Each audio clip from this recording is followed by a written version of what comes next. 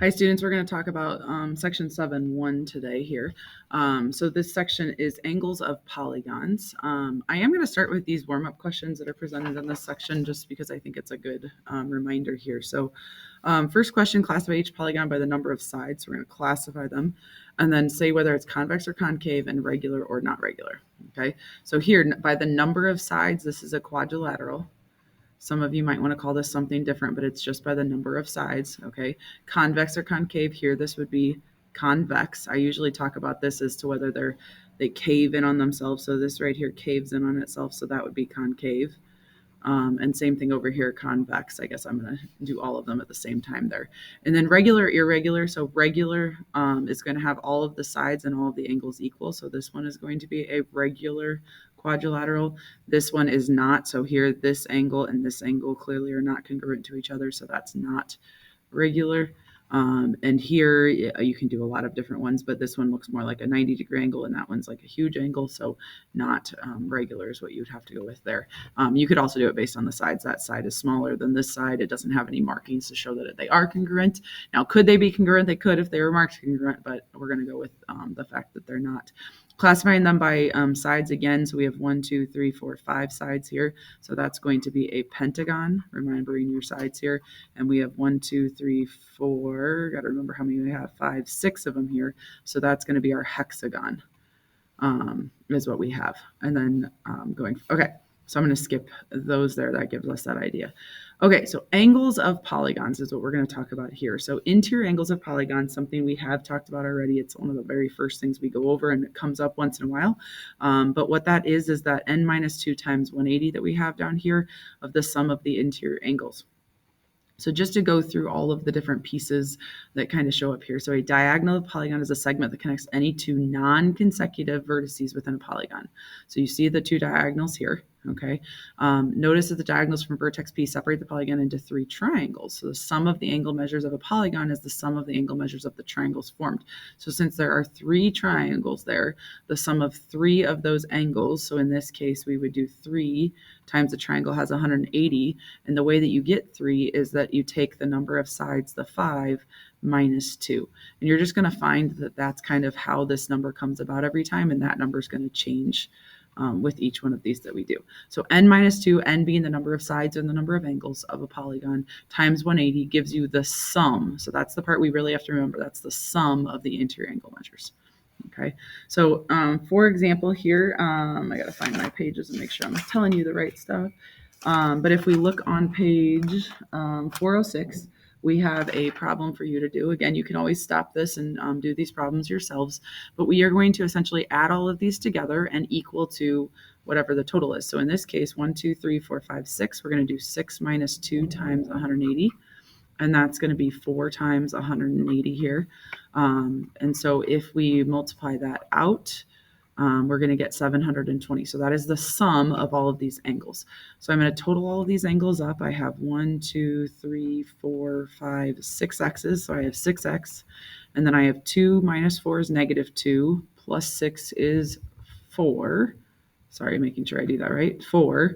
Minus 3 is 1, plus 7 is 8, minus 8 is 0. So just 6x, I could put plus 0, equal to 720, which was my total that was there. So I just divide by 6. I get x equal to 120. So that's my x value. And it wants the measure of angle E, not x. It wants the measure of angle E. So I come down here. E is x plus 6, so 126 would be my answer for that one. So using that sum of the interior angles there to solve a problem. Okay, so Miguel has commissioned a pentagonal koi pond to be built in his backyard. He wants the pond to have a deck of equal width around it. The lengths of the interior deck sides are the same length, and the lengths of exterior sides are the same. So we have this pond, and then we've got all of these equal sides around the outside. The measure of the angle of the pond formed by the 2 sides of the deck is blank. So it wants to know this angle right here. So what we realize here is if we look at this, it's a 5-sided figure. So I'm going to do 5 minus 2 times 180. So 3 times 180 is what we're doing here. If we multiply that out, we get 540. Okay, so we've got 540 in this one. So 540 is a total. Now you might be like, why are we finding a total if we only want one? Well, I know all of these angles are equal to each other because we've got a regular polygon here. So we're going to take that 540 and we're going to divide by the 5 that we have, and that's going to go in 108 times. So each one of those angle is 108 degrees. Okay, so if you have a regular polygon, and that's what they're going with here when they talk about the equal width and the lengths are the same, that we're going to have that regular polygon here, and that's what happens with those. Okay, the next check, we've got the measures of, so I'm at the bottom of page 407. The measure of an interior angle of a regular polygon is 150 degrees. Find the number of sides in the polygon. So if we have a 150 degree angle, you can do a few different things, but really what comes of this is that I have two ways to find the sum.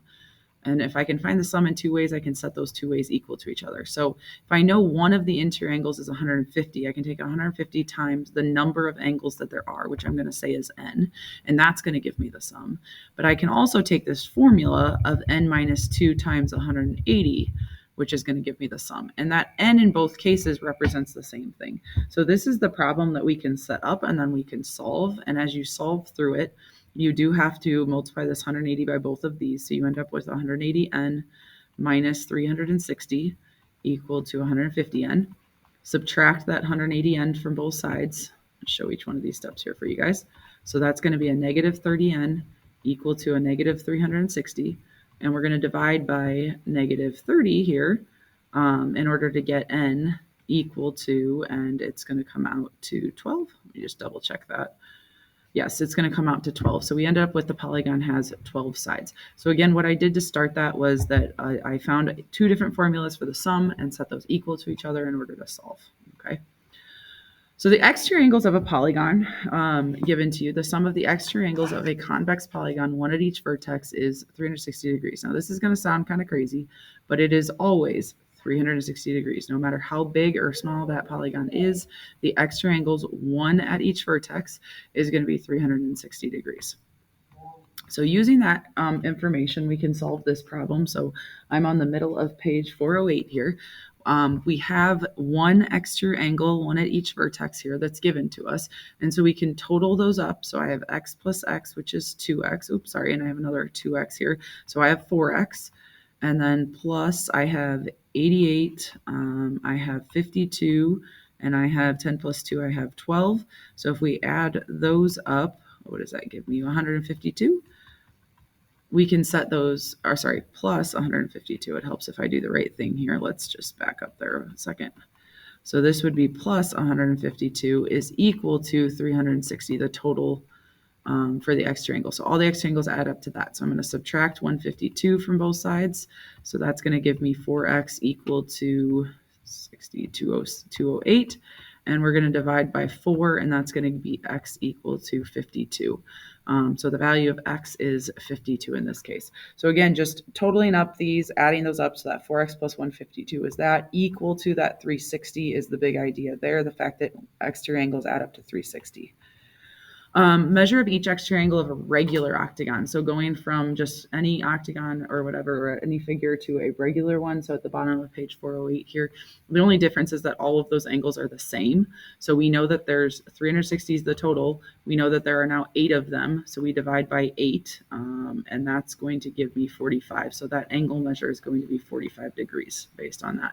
So just taking that total and dividing by the number, since it is a regular figure, is what you're looking at there.